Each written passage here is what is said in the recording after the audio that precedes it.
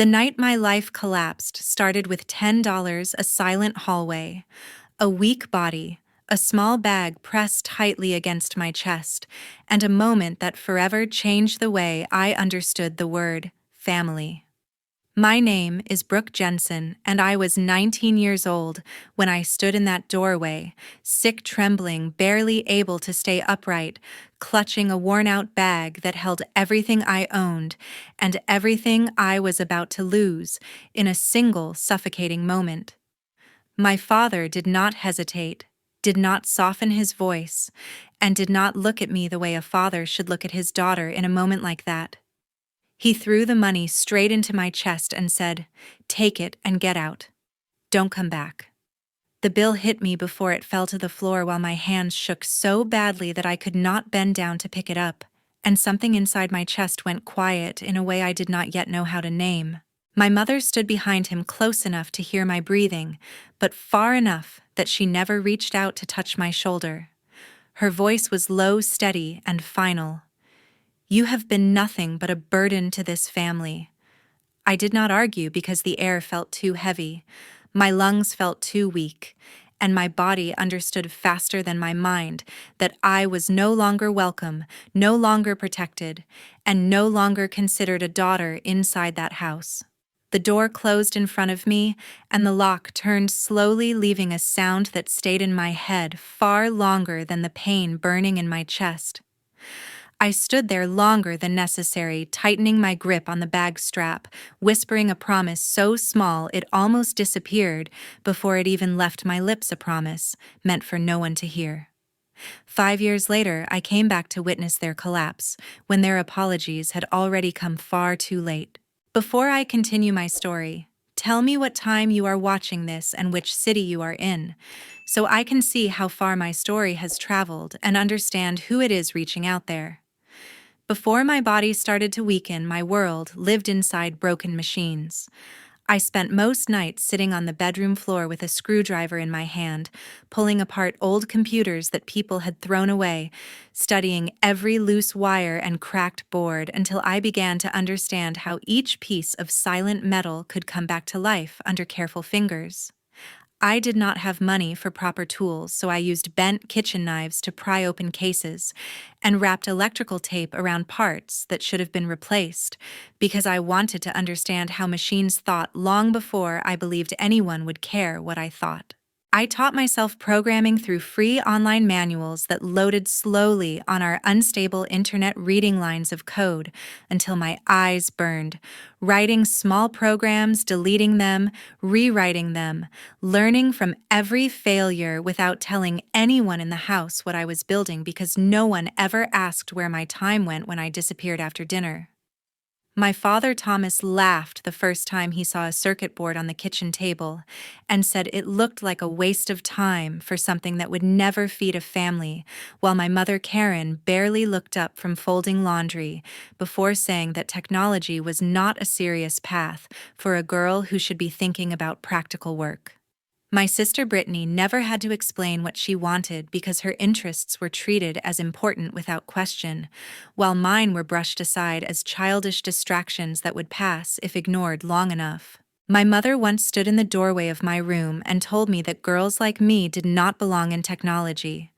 Her words calm but heavy, saying that computers were built for people who were stronger, more confident, more suited for that world, and that I should focus on something simpler before I embarrass myself.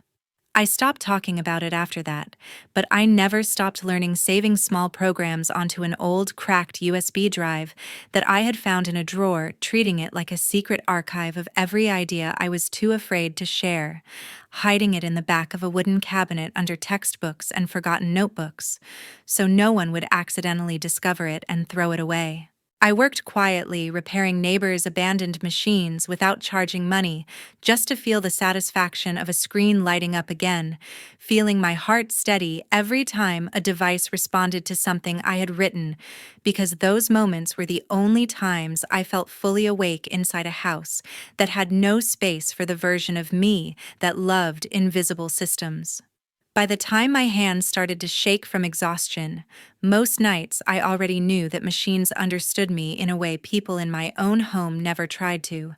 So I kept going, saving more files, learning more languages, building a silent world inside that old USB drive, which felt safer than speaking aloud about dreams that no one in that family wanted to hear. Not long after that, my health started to fall apart quietly. At first, the changes felt small enough for me to ignore, because I believed that if I stayed quiet and kept moving forward, I could outpace whatever weakness was creeping inside my body. I pushed myself through dizziness, shallow breaths, and trembling hands, refusing to admit that something was slowly breaking inside a body that no longer felt fully under my control, even during moments when I tried to pretend that everything was still normal. The fainting started without warning and quickly became impossible to hide. Sometimes it happened in the hallway, sometimes in the kitchen, and sometimes in my room while I tried to sit upright. I would wake up on the cold floor with a bitter taste in my mouth and a strange pressure in my chest, already knowing that another clinic visit was coming before anyone mentioned it, feeling a quiet dread settle in before I even stood up. The clinic slowly became part of my life, even though it never felt normal. The white waiting rooms felt colder each time the plastic chairs felt harder, and the forms felt heavier in my hands.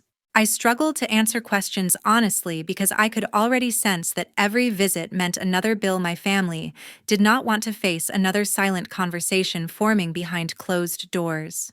The envelopes started appearing in the mailbox more often. They sat on the dining table like silent weights that no one wanted to move. The sound of them being opened created more tension than any argument because their presence alone reminded everyone that something in the house was no longer under control, something that could not be ignored much longer. Mom began avoiding my eyes whenever I tried to talk. She kept herself busy with unnecessary chores, folding clothes that were already clean, and wiping counters that did not need attention. She acted as if staying occupied could protect her from having to acknowledge what was happening to me, as though looking away could somehow make the truth fade. Dad stopped hiding his frustration as the bills grew. He complained openly about money, about stress, and about how tired the house felt. He talked about how exhausted he was, how simple life used to be, and how everything felt heavier now. He never realized that every word landed deeper in my chest than the illness itself, carving a quiet kind of hurt that never showed on any medical chart. Brittany responded with clear discomfort. She rolled her eyes when I moved slowly through the hallway. She sighed when I took too long in the bathroom. She tapped her fingers impatiently if I needed the TV volume lowered. Her irritation made it clear that my presence had become something she tolerated, not something she accepted, and that realization settled into me more painfully than any physical weakness ever could. The doctor told me to rest and warned me not to push my body further. Those instructions were treated like background noise inside our home. No one adjusted their expectations. No one treated the advice as something real or urgent, and the meaning behind those words faded quickly into the air. I tried to follow the doctor's words whenever I could. I spent more time lying still even when my thoughts refused to slow down. I listened to doors closing softly and footsteps passing my room. I heard voices lower when money was mentioned. I began to feel less like a person and more like a problem that everyone was forced to manage, a quiet burden that moved through the house without a place to truly rest. As my strength faded, I finally understood the truth. My existence had turned into numbers on paper, quiet arguments, and uncomfortable silences. I was no longer measured by who I was, only by what I cost, what I disrupted, and how much space I took inside a house that stopped feeling like a home. One cold night changed everything inside that house. The air felt heavy in a way I could not explain, as if the walls themselves were waiting for something terrible to finally happen. My body still felt weak from days of exhaustion, but I stood quietly holding myself together by habit, because that had become the only thing I knew how to do without asking for help. Dad stepped forward without hesitation. His hand moved fast, almost careless, when he threw the $10 bill straight into my chest. I felt the edge of the paper hit my skin before it fell to the floor. His voice did not shake when he said, "That's all you get." There was no anger in his tone, only certainty which somehow hurt more than shouting ever could. Mom did not argue or hesitate. She carried my bag across the room and threw it onto the floor near my feet without saying a single word. The sound of the bag hitting the ground felt louder than the house itself, because it was not just fabric touching wood, it was the sound of being removed from a place I had once believed was mine. Brittany stood near the wall and watched everything happen. She did not move closer. She did not turn away. Her face showed no surprise and no concern. She simply observed as if she were watching something that did not involve her, something that would not follow her after the door closed. I bent down slowly to pick up my bag, moving carefully so my legs would not give out. Before I stood up, I walked quietly to the corner of the room and reached for the old laptop I had hidden for so long. My fingers wrapped around its cracked surface and worn edges. I slid it gently into my bag because it was the only thing I owned that still felt alive, the only thing that still connected me to the version of myself I had protected in silence. I walked toward the door without looking back. Each step felt heavier than the last, not because of the bag, but because something inside me understood that this moment could never be undone. When I stepped outside, the cold air touched my face and the door closed behind me. I heard the lock turn slowly. That sound stayed inside my chest longer than the cold ever did. My body trembled as I walked down the street, not because I was afraid of the dark, but because my strength was fading. I kept moving anyway, holding the strap of my bag tightly, feeling the shape of the laptop press against my side with every step, reminding me that I still carried something that belonged only to me. That night, I found a bus stop bench and sat down carefully, afraid that if I lay down completely, I would not have the strength to stand again. I pulled my bag onto my lap and wrapped my arms around it. I held the laptop through the thin fabric as if it were something fragile and valuable, because in that moment it was the only thing I had left that felt like a future. My eyes closed slowly as the cold crept into my bones. I slept sitting upright with my back against the metal bench, holding the bag close to my chest. I did not dream of home. I did not dream of them. I only held on to the quiet truth that even with nothing else, I still had the part of myself they never managed to take. Weeks passed before something small changed my direction. Most days began to blend into each other as I moved between shelters, public spaces, and quiet corners where no one asked questions. I learned how to keep my head down, how to make myself invisible, and how to stretch time by sitting still instead of wandering. The public library slowly became the only place where my breathing felt steady, because no one there cared where I came from as long as I stayed quiet. I sat at the same wooden table every afternoon with my old laptop balanced in front of me, fingers moving carefully over broken keys while the screen flickered like it was struggling to stay awake. I worked on lines of code that I had designed in my head long before I ever typed them, because code had always felt more honest than people, more predictable than promises, and safer than conversations that could turn cruel without warning. That afternoon felt no different until the footsteps stopped beside me. I did not look up right away because I had learned that attention often came with a price I could not afford. I kept typing slowly, finishing the current function, fixing a logic error that had annoyed me for days, then saving the file like I always did, careful not to lose the small progress I fought so hard to build. A soft voice broke the silence near my shoulder. "What are you trying to make it do?" I hesitated before answering, surprised that someone would ask about my work instead of about me, my clothes, or my situation. I turned my head slowly and saw a woman standing there with quiet eyes and a calm posture that did not feel threatening. That was the first time I met my mentor, Diane Walker. She did not ask where I was sleeping. She did not ask why I looked tired. She did not ask why I carried a cracked laptop like it was a fragile treasure. She only pointed gently at my screen and asked another question. Why did you choose that structure? No one had ever asked me that before. I explained my idea in a low voice that trembled at first, then slowly steadied as she listened without interrupting. I told her about how I wanted the program to respond faster, to use less memory, to make something simple feel smart in a way that made sense to me. She nodded slightly as if she understood more than she said, and that alone made me feel seen in a way I never felt inside my own home. When the library announced it was closing, I began packing my things without thinking, because leaving had always been part of my routine. Diane stayed standing beside the table. "Where are you going to work tomorrow?" she asked quietly. I tried to keep my answers short because long answers carried too much truth. I told her that I moved around a lot. I told her I found places when I needed them. She looked at me for a long moment before speaking again. "Get in the car." I froze. The words felt too direct to belong to someone who had only known me for minutes, and every instinct in my body told me to be careful. She must have noticed the hesitation because her voice softened. "You can sit in the back. You do not owe me anything."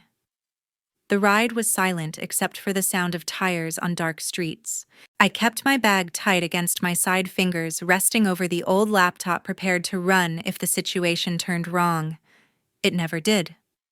Her house was modest, clean, and quiet in a way that did not feel like a trap. She opened a door down a narrow hallway and turned on the light. A small room. A bed. A desk, she said. "That is all you need for now." I stepped inside slowly, afraid to touch anything, afraid that this would disappear the moment I believed in it. Diane stood in the doorway and crossed her arms. "There is one condition." I looked at her carefully. "You start your program over," she said. "Not because it is bad, but because you deserve to know you can rebuild it stronger." That night, I sat at the small desk with the old laptop open in front of me, staring at a blank screen, feeling a kind of fear that was different from hunger or cold. This fear felt like possibility. 3 silent years changed what people thought I could become. During those years, I stopped thinking of survival as my only goal and began to see possibility as something real, something structured. Something that could be built line by line instead of hoped for blindly. I spent long nights in small rooms with cheap lighting and old furniture, staring at code until my eyes burned, not because I wanted success, but because I needed to prove to myself that my mind still worked even when my body felt fragile. I began developing software designed specifically for small businesses that struggled to keep up with operations, focusing on systems that reduced waste, organized data, and helped owners understand where they were losing time or money. I watched small stores shift from chaos to structure because of tools I designed, and for the first time I felt useful in a way that had nothing to do with being tolerated or ignored. As my confidence grew, I created a separate algorithm that analyzed financial data patterns and predicted risk long before problems surfaced. I sold the rights to that system quietly, without announcements or recognition, because I did not trust attention yet, but the contracts were real, and the deposits in my account changed the way I understood stability. It was during this period that I was introduced for the first time to my legal advisor, Mark Reynolds, who became responsible for reviewing everything I signed and everything I owned. He was calm, direct, and precise, with his words never treating me like a curiosity or a charity case, but as someone serious about protecting the future I was building. With his guidance, I stopped making decisions based only on instinct and began thinking like someone who planned to stay standing. I became part of a small, independent technology group that focused on building solutions without relying on large corporations. The group was quiet, disciplined, and focused, full of people who believed in constructing something slowly instead of chasing headlines. I learned how to collaborate without losing control of my work, and how to defend my ideas without raising my voice. The contracts that came after that were larger than anything I had once imagined. Companies that would have ignored me years earlier began asking for my work, not knowing my story, not caring about my past, seeing only the results I could produce. Each signed agreement changed the quiet math of my life and replaced fear with careful planning while still keeping my heart steady instead of arrogant. Over time, my financial position shifted from fragile to solid, then from solid to strong, until I reached a point where private financial invitations started to arrive. I was qualified on paper and, in fact, to participate in closed asset auctions that were never advertised publicly. These were quiet rooms, quiet signatures, quiet transfers of ownership, all happening far from noise or spectacle. I never felt hungry for revenge. I never felt loud satisfaction. What I felt was a calm control that had been missing my entire life, a steady awareness that I no longer needed permission to exist, to choose, or to stand in rooms that once would have felt unreachable. By the end of those 3 years, I was no longer surviving inside the shadow of what I lost. I was building inside the reality of what I had earned. 5 years after I disappeared from their lives.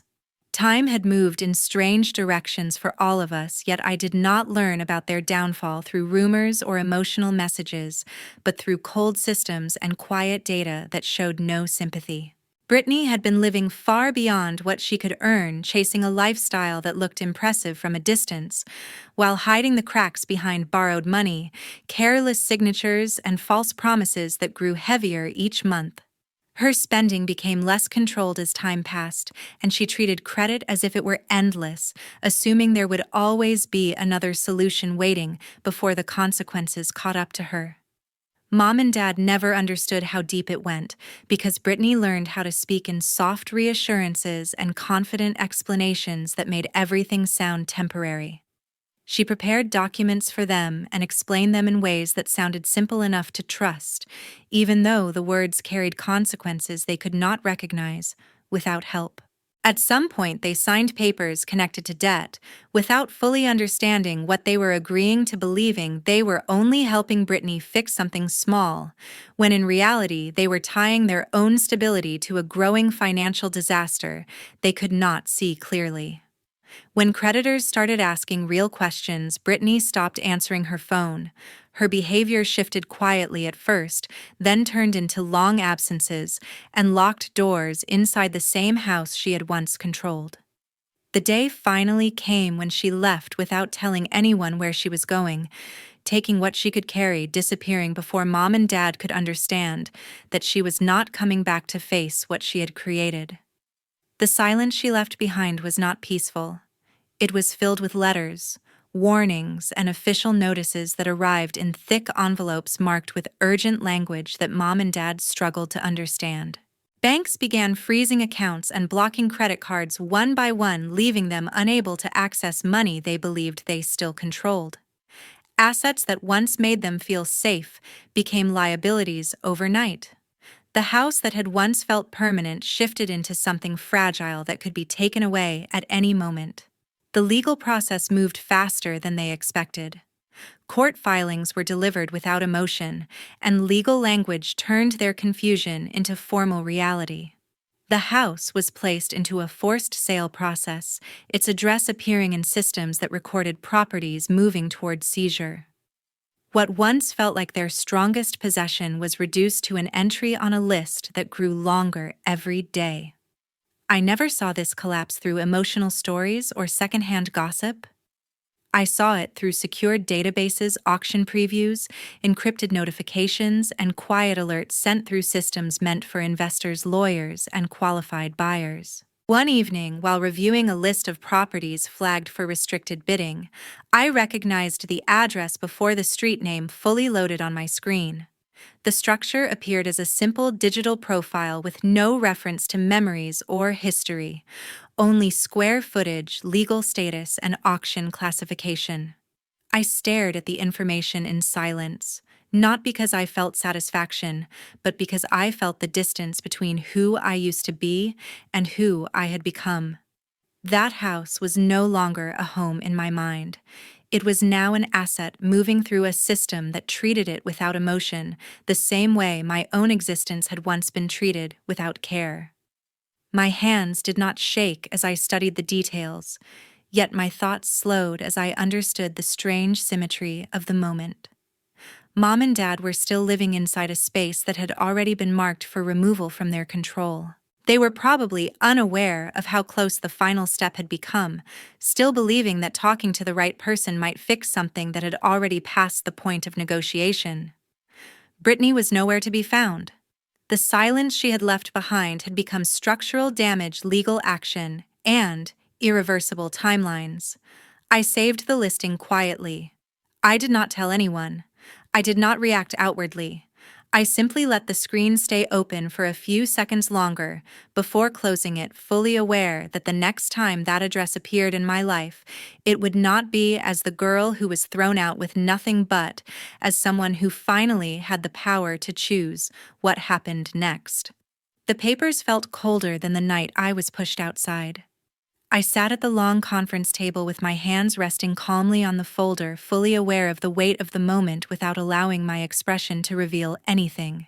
The private auction had ended through a company I built in silence, structured carefully to carry no trace of old wounds, no visible connection to the girl who once stood outside in the dark, pretending she was not freezing. Mark, my legal advisor, stood beside me with the quiet focus that always surrounded him. He moved through the documents with steady clarity, confirming each clause, carefully explaining each legal step without emotion, then guiding the final pages toward me when everything had been verified. His presence held the room together even as tension quietly tightened across every surface. Mom and Dad sat across from me, expecting to meet a stranger, a corporate representative, or an anonymous investor who would never understand what this home had once meant. They were not prepared to see my name appear clearly in the buyer section, written in plain letters that carried no anger but carried full truth. The silence changed as soon as they recognized it. Mom tightened her grip on the chair beneath her, her breath turning shallow as her voice dropped into a whisper she could barely control. She said, "You don't have to do this." Dad leaned forward slowly, the years of stress visible in the way his shoulders folded inward. His voice came out uneven, stripped of authority, filled only with quiet fear. He said, "We are still your parents." Mom stood from her seat without thinking, her hands pressed together as if the movement might hold her steady while her world continued to collapse. She moved closer to the table and began to plead, not as someone with control, but as someone who had lost everything she once believed could protect her. She asked me to reconsider. She asked for time. She asked for mercy. Dad followed her voice. His words lost their shape as he tried to speak again. He asked me not to let them lose the last thing they had. He asked me to remember what had once existed. He asked if being their daughter still had any meaning left inside me. I did not answer him. There was no anger inside my chest. There was no need to defend myself. There was no satisfaction waiting in silence. I lowered my eyes only long enough for Mark to confirm that every approval had been received. My hand remained steady when I signed. The sound of pen against paper felt controlled, final, and clear. There was no hesitation in the movement. There was no shaking in my fingers. The decision had been made long before this room existed. When the final document was collected, I stood slowly. I walked past them without allowing my eyes to soften. I moved through the hallway without pausing. I stepped outside without turning my head. Behind me, there was no longer a family that could claim me. There was only a life that no longer required their permission to exist. Your value does not come from people who failed to protect your spirit. No parent owns your identity. No house has the right to decide your future. Distance is not cruelty when it becomes the only way to survive with clarity, dignity, and self-respect. Protecting yourself is not abandonment. Sometimes it is the strongest form of healing. Thank you for staying with this story until the end. If you were standing in Brooke's place, I would truly want to understand your choice. Would you leave in silence or would you speak from the place that was once wounded? Share your thoughts in the comments and tell me how you would face a moment like this, because your perspective may help someone who feels invisible right now.